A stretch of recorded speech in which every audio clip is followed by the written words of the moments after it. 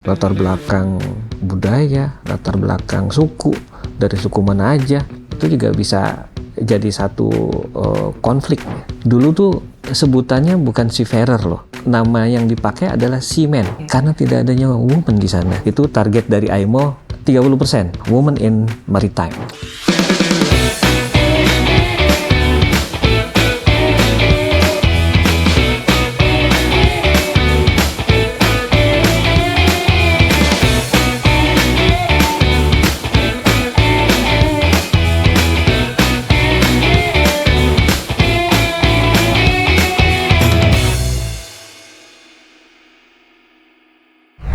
Viewers dan listeners, berjumpa lagi dengan saya Wanda Dwi Utari di Lighthouse Seafarer Network.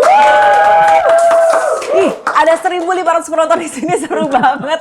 Nah, berbicara soal dunia maritim atau pelayaran, ini image-nya katanya sih kalau dunia pelayaran itu kejam atau keras gitu katanya. Nah, ini sebenarnya mitos atau fakta ya? Nah, kali ini kita akan mengupas tuntas tentang realita di dunia pelayaran. Sudah bergabung bersama saya Pak Johan Novitrian. Halo Pak Johan. Hai Mbak.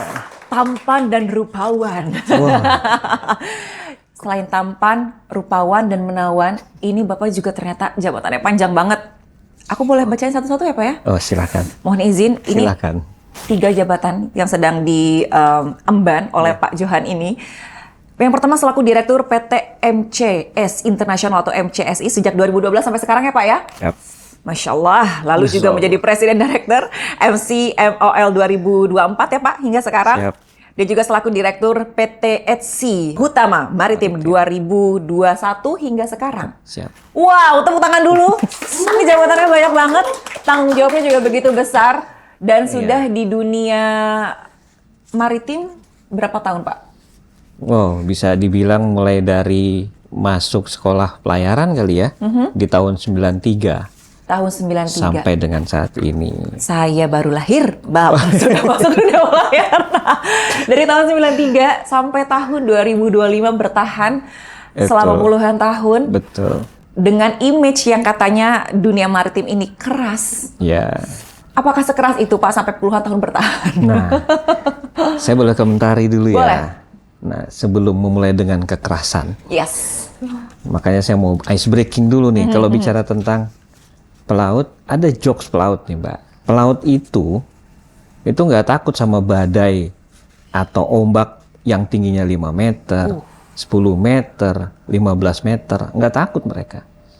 Tapi mereka justru akan lebih takut kalau 5 menit, 10 menit, 15 menit, WA-nya nggak dijawab sama istrinya. Aduh. Sama gebetannya, atau sama pacarnya.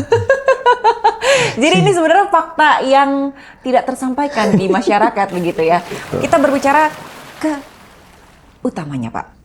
Ini kan tadi sudah aku bilang bahwa di dunia maritim ini katanya keras begitu kan ya Pak ya. Nah sebenarnya kekerasan di dunia pelaut itu apakah benar ini mencakup berbagai bentuk termasuk kekerasan fisik, terus ada juga psikologis, bahkan sampai ke seksual Pak. Ini seperti apa Pak Johan melihatnya? Ya kalau dari saya sih karena pernah jadi pelaut juga, ini fenomena ya yang harus disikapi karena ini jadi satu masalah serius. Kalau itu benar loh Mbak, kalau itu benar, masalahnya kan kalaupun itu benar, yang terjadi ini seringkali tidak terpublikasi, tidak terekspos. Kenapa? Nah, kenapanya itu ada beberapa hal. Yang pertama dari pelautnya itu sendiri atau yang mengalami tadi ya kekerasan itu tidak mau melapor, enggan melapor, karena akan berdampak sistemik lah ya. Terutama untuk dirinya sendiri. Terus yang kedua nakoda di atas kapal sebagai pucuk pimpinan, itu juga kemungkinan besar akan berusaha untuk jangan sampai muncul keluar, karena ini berdampak ke performance kapal itu sendiri. Terus yang ketiga, baik itu dari manning agent, agen penempatan seperti MCS ini, dan juga si manajemen tidak mau reputasinya juga terganggu dengan laporan-laporan seperti ini. Tadi yang Mbak Wanda bilang kekerasan bentuknya apa aja sih? Tadi sudah disebut sebenarnya ada bully, terus ada diskriminasi, ya kan, terus ada eksploitasi dan pelecehan. Ya, pelecehan itu ada dua, pelecehan baik secara verbal maupun fisik. Nah, itu sebenarnya ada yang menyebabkan sih ya, karena kondisi kerja di atas kapal juga ya Mbak, yang satu terisolir kan gitu. Udah bicara terisolir pasti karena satu di atas kapal, yang kedua jauh dari keluarga kan, itu kalau tidak bisa mengatur gaya cara hidup di atas kapal, ini akan berdampak ke psikologis kan gitu. Kemudian latar belakang kan pasti memiliki latar belakang yang berbeda, latar belakang budaya, latar belakang suku, dari suku mana aja, apalagi kalau dari satu kapal itu ada multinasional dari banyak negara, agama juga kan. Nah, itu kalau tidak bisa mengelolanya, itu juga bisa jadi satu konfliknya. Belum dari cara bicara orang yang kita kalau nggak bisa mengertikan itu, bilangnya wah kamu kasar, kamu keras, padahal itu tipikal kan gitu. Terus yang ketiga, hierarki di atas kapal. Hierarki ini adalah bentuk, karena bentuk struktur organisasi di atas kapal itu bentuknya adalah top down, direct order. Ini juga kalau kemudian tidak diedukasi, yang berada di posisi senior level itu akan bisa tadi melakukan kekerasan, karena tadi struktur organisasinya seperti itu. Terus yang lainnya memang tidak bisa dipungkiri ya, bahwa dari sekolah sebagian besar dan kemungkinan semua itu yang ada di atas kapal, terutama perwira kan lulusan dari sekolah pelayaran, yang notabene cara pendidikan yang dilakukan adalah model semi militer.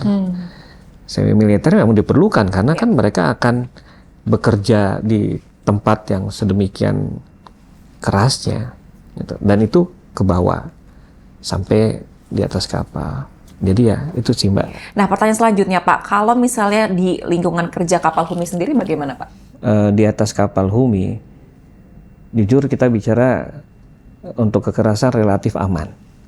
Dan dari data-data dan juga record kami itu tidak melihat adanya satu bentuk kekerasan di kapal-kapal grup Humi ya. Dari MCSI sendiri sebagai manning agent itu sudah bekerja sama dengan para prinsipal. Kami bilangnya prinsipal ya kalau di dunia maritim, itu sebagai end user, sebagai owner kapal dan juga si manajemen kapal, menyepakati adanya satu aturan dan juga kebijakan yang akan diberlakukan awak kapal pada saat di atas kapal. Kemudian aturan dan kebijakan tersebut itu diimplementasikan setelah kita sepakati tadi bersama, kita implementasikan dalam langkah nyata. Langkah nyata ini di sini adalah MCSI membuatkan satu prosedur namanya pre-embarkation briefing atau pre-joining briefing. Itu kita buatkan secara terencana. Ya, itu adalah briefing sebelum kru join ke atas kapal atau ditempatkan di atas kapal. Itu banyak hal yang sudah ditekankan di sana, termasuk terkait dengan keselamatan, kemudian terkait dengan kesehatan, attitude, dan juga tadi kekerasan yang tidak boleh terjadi dan dilakukan di atas kapal. Akhirnya adalah menyepakati komitmen bersama tadi, mereka harus menandatangani satu surat pernyataan bersama antara pelaut dengan MCSI dan juga prinsipal yang menyatakan komit untuk tidak melanggar. Kalaupun memang akhirnya melanggar, otomatis ada punishment tertentu ya. Nah, itulah tadi alasan kenapa di kapal Humi tidak ada kekerasan, karena ada aturan, kebijakan yang harus disepakati begitu ya Pak ya, antara para pekerja. Nah, kalau misalnya melanggar, para pekerja dan juga ship owner dan prinsipal. Itu yang penting. Nah, kalau misalnya melanggar, langsung dikasih punishment gitu ya Pak ya. Oke. Baik, kita lanjutkan lagi ke pertanyaan selanjutnya Pak. Ini kan di dunia pelayaran tidak hanya ada kaum pria begitu ya. Ada juga wanita, walaupun memang saat ini sudah banyak wanita ya Pak ya. Kalau dibandingkan zaman dulu? Oh, jauh ya. Bahkan mungkin hampir tidak pernah kelihatan. Saat ini sudah mulai digalakkan, walaupun mungkin tidak secara eksplisit ya, di aturan IMO sendiri atau di konvensi IMO, International Maritime Organization, itu yang menyebutkan tentang gender equality. Karena di tahun 2030 kalau nggak salah, itu target dari IMO 30% untuk wanita. Women in maritime. Oh, wow. Jadi tidak hanya di atas kapal ya, women in maritime kan banyak tuh, ada di pelabuhannya, ada di pokoknya terkait dengan ekosistem maritim. Inilah namanya emansipasi wanita. Emansipasi. Hidup wanita. Yes. Nah, Pak, soal wanita nih Pak, kan kalau di kapal itu kan pasti didominasi oleh kaum pria begitu kan. Tapi ada nggak sih edukasi soal batasan atau etika kerja di kapal, terutama untuk kru perempuan gitu Pak? Selama ini harus dibuatkan batasan dan etika. Apalagi ya kan ada pelaut wanita di sana. Bahkan ada beberapa perusahaan pelayaran itu mereka membuatkan satu aturan khusus dan fasilitas khusus. Wow. Ya, untuk pelaut wanita, untuk mengakomodir pelaut wanita di atas kapal. Kamar mereka itu biasanya ditempatkan di satu lantai dengan kamar kapten. Berdekatan atau berdekatan dengan kamar kapten atau dengan senior officer. Dalam rangka untuk menjaga. Kemudian untuk tempat mencuci pakaian itu juga akan dibuatkan satu tempat khusus. Sampai kamar mandi pasti. Bisa. Kalau yang di kamar masing-masing itu kan ada kamar mandinya. Untuk yang di luar biasanya juga akan dibuatkan satu informasi khusus untuk kamar mandi perempuan. Terus lainnya cara berpakaian tentunya. Seragamnya antara pria dan wanita sama atau berbeda? Kalau bicara seragam sebenarnya kan memang sudah ada ketentuan dari masing-masing perusahaannya. Baik itu dari color, corporate colornya, desainnya. Ya. Cuman mungkin kan untuk lebih model ke perempuannya. Tapi beberapa perusahaan pelayaran mereka tetap membuat itu sama. Tadi masalah ke equality kan. Tinggal tadi cara berpakaiannya saja sebenarnya. Itu baru sedikit gambaran di dunia pelayaran ya Pak ya. Saya pengen lebih mengupas tuntas lagi, apalagi di sini ada kasus nih Pak.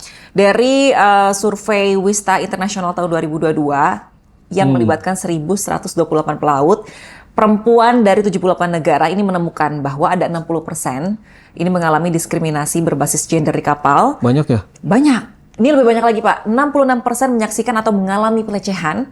Wow. Lalu 25% melaporkan pelecehan fisik atau seksual, termasuk intrusi terhadap privasi pribadi. Ini menurut survei ya Pak ya di tahun 2022. Semoga, itu kan survei 3 tahun lalu Pak, semoga di tahun sekarang ini lebih menurun lah ya untuk persentasenya.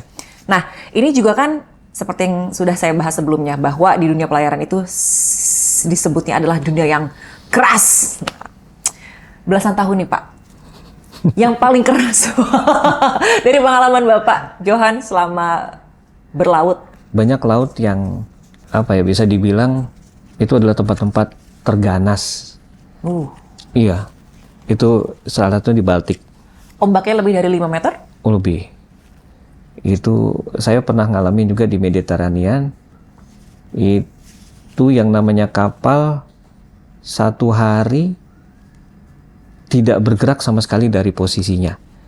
Karena saking kuatnya angin, kuatnya ombak, kapal hanya bertahan hanya untuk bisa tidak mundur dan tidak terguling. Satu hari. Setelah badai reda, baru kita lihat keluar, itu antena, tiang-tiang patah, terus depan udah ada bagian kapal yang pengok-pengok. Itu oleh kuatnya ombak. Makanya ada istilah pelaut itu tidak takut ombak ya. Nggak takut ombak. Gak dibalas WA-nya. Iya. Itu dia yang paling menakutkan. Kalau di dunia yang terisolasi, jauh dari keluarga begitu kan. Kalau istilah kerennya sekarang itu kan namanya mental health gitu ya Pak ya. Ini gimana sih kesehatan mental para pelaut di kapal gitu Pak? Kalau bicara ini biar lebih lebih ada mengerucut ke aturan juga kali ya. Itu kita mengenal dengan namanya MLC. Maritime Labor Convention, labor perburuhan maritim. Ini sengaja dibuatkan khusus untuk para pelaut. Itu tahun 2006. Kenapa 2006? Karena ditetapkannya konvensi tersebut. Jadi MLC 2006. Ini juga bisanya disebut dengan Bill of Right-nya pelaut atau hak-hak pelaut. Itu ada 5 kategori utama. Jadi yang pertama tuh mereka bicara tentang persyaratan minimum bisa bekerja di atas kapal. Itu sampai udah dipersyaratkan usia berapa orang bisa bekerja di atas kapal. Terus yang kedua kondisi kerja. Jadi kondisi kerja itu terkait dengan kontrak kerjanya dia, upah minimum yang harus didapat, kemudian jam kerja. Itu sampai segitunya udah diatur kan. Terus yang ketiga, akomodasi, fasilitas makan, dan rekreasi. Oh, ada rekreasi. Sudah diatur di MLC. Jadi perusahaan itu wajib membuatkan fasilitas rekreasi di atas kapal. Misalnya ada ruang gimnasium, terus ada ruang karaoke, ada small bar gitulah ya untuk. Spa ada nggak Pak? Spa? Kapal pesiar ada. Refleksi gitu. Kalau kapal kargo mungkin laku kali ya, bisa jadi tuh. Kalau bicara bisnis bisa Itu tuh. bisnis tuh Pak. Bisa, Peluang-peluang. betul. Terus kayak TV, normal lah TV, tapi kan dilengkapi dengan film-film atau video-video yang nggak perlu akses internet kayak Netflix gitu ya. Jadi mereka sudah ada disiapkan di sana. Apalagi berbulan-bulan gitu kan ya Pak, jauh dari keluarga, isolasi. Bahkan aku juga pernah ngobrol sama kru kapal gitu ya, aku suka nanya kan, pernah nggak sih ngeliat ikan di lautan gitu?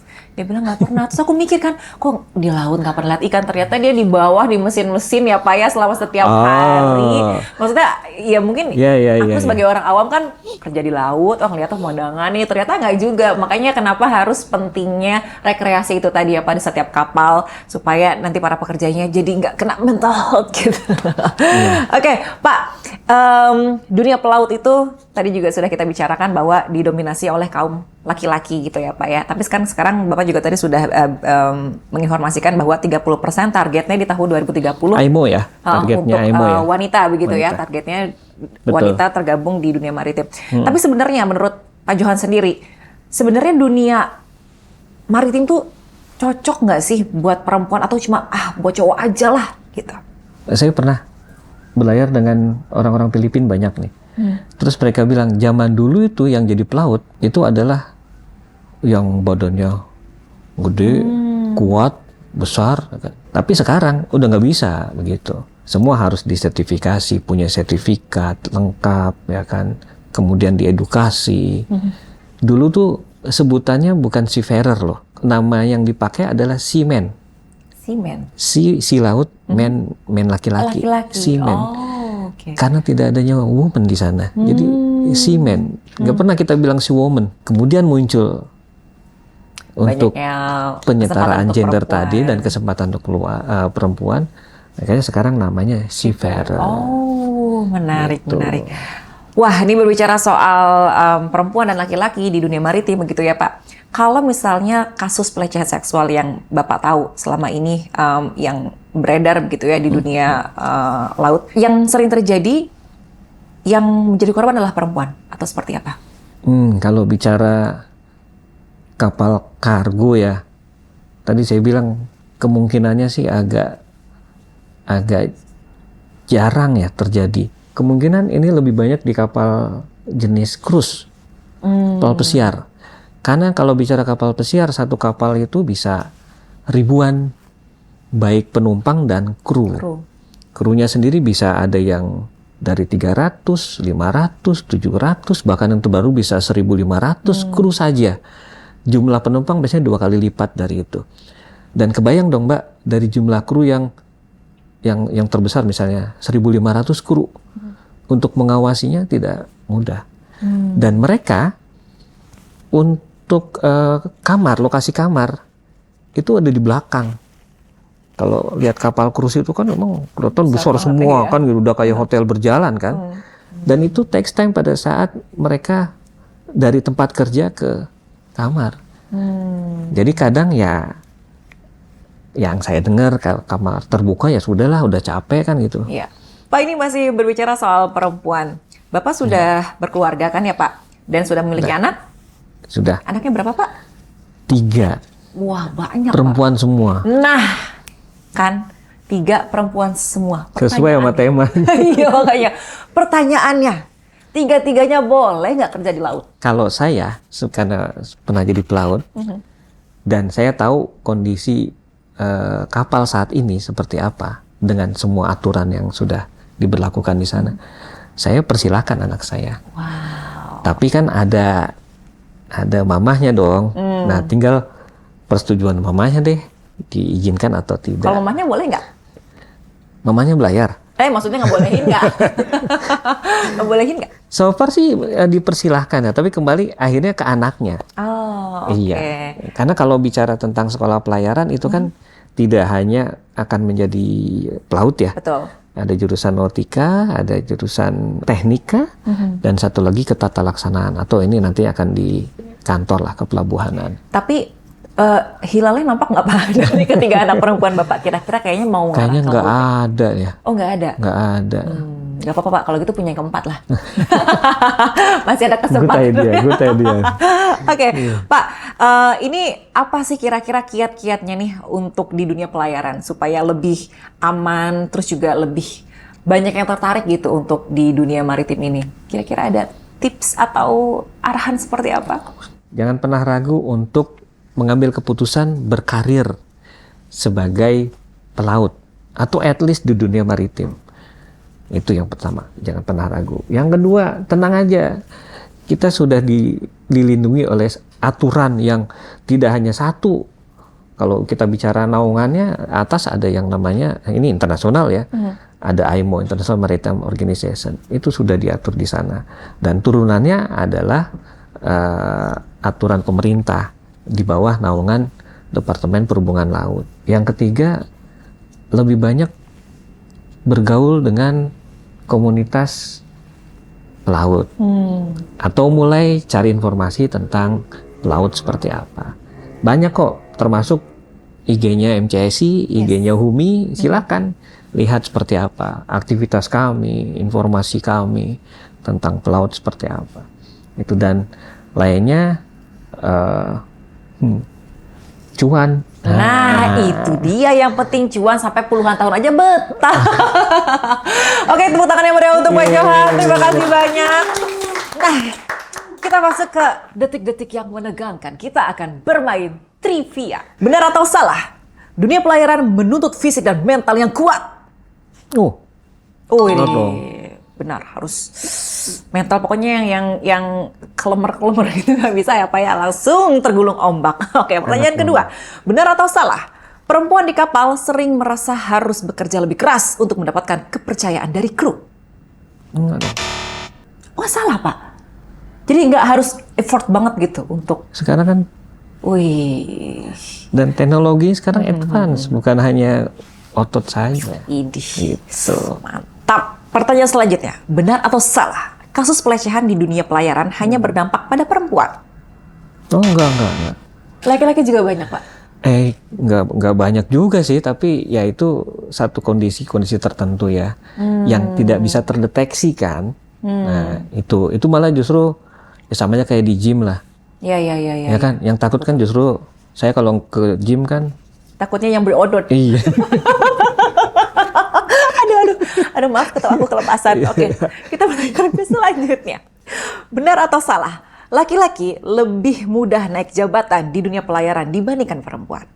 Oh, enggak. Oh iya? Oh, sekarang itu kalau terutama kapal passenger, kapal cruise. Passenger itu ada 2 jenis. Cruise dan ferry. Saya bicara yang cruise, kapal pesiar. Itu udah banyak kapten-kapten kapalnya tuh perempuan. Wow. Tapi memang sampai saat ini masih didominasi oleh orang Eropa. Oh, itu udah figurnya perfect, pinter, bawa kapal segitu gedenya. Wah. Cocok nggak saya, Pak? Mau bilang nggak enak. Oke, 1.500 pertanyaan sudah terjawab dengan baik oleh Pak Johan. Aduh, kita nggak kerasa ya ngobrol banyak banget. Ternyata banyak sekali fakta-fakta di dunia pelayaran yang ternyata begini toh di dunia pelayaran. Nah, kalau misalnya untuk usia-usia saya gitu Pak yang masih 21 ke atas tuh masih punya kesempatan nggak sih Pak? Percaya nggak 21? Masih ada kesempatan tapi Pak untuk generasi muda untuk masuk di dunia pelayaran. Masih ya. Justru kalau bicara tentang kapal krus ya, itu usia matang, udah mulai di usia 21 untuk bisa join di atas kapal krus. Jadi memang syarat minimum umurnya itu berapa sih Pak? Sebenarnya 16 tahun. Oh, 16 sudah bisa. Ya, itu aturan dari MRC. Wah, ini seru banget ngobrolin tentang realita di dunia pelayaran. Terima kasih banyak Pak Johan sekali lagi sudah menyempatkan waktu untuk kita semua dan sudah memberikan banyak sekali ilmu. Ini katanya mau ditutup pakai pantun dan latihan dari sebulan yang lalu katanya pantunnya. Pantunnya apa sih Pak? Boleh saya dengar nggak Pak? Ini kata tadi dengar sebelum apa take kan dibilang Mbak Wanda jago pantun. Aduh, belum bikin tapi. Ya nggak mau kalah dong. Oke, coba. Ya, coba. Mudah-mudahan bener nih pantun. Dibantu cakepnya ya penonton. Ayo penonton. Udah panas nih Pak bantu cakepnya. Oke. Kapal berlayar ke Selat Sunda. Cakep. Selat yang ramai untuk jalur niaga. Cakep. Pelaut itu lupa kalau sudah kerja karena percaya ada doa dari anak dan istri tercinta. Wih, masuk. Pantunnya satu aja Pak, apa ada 5 lagi? Ada untuk yang huminya biar orang tahu tentang boleh Humi. sekali lagi cakepnya lagi ya penonton. Humi adalah kebanggaan kita. Cakep. Pelautnya profesional dan terpercaya. Cakep. Semangat terus pelaut Indonesia. Di laut kita jaya, di darat kita berkarya. Wih. Balas ya. Oke. Ada ikan gurame, ada ikan lohan. Cakep. Terima kasih Pak Johan. Sekali lagi boleh. Boleh. Pagi-pagi makan mie. Sukses selalu. Humi. Keren. Terima kasih. Sampai jumpa. Terima kasih.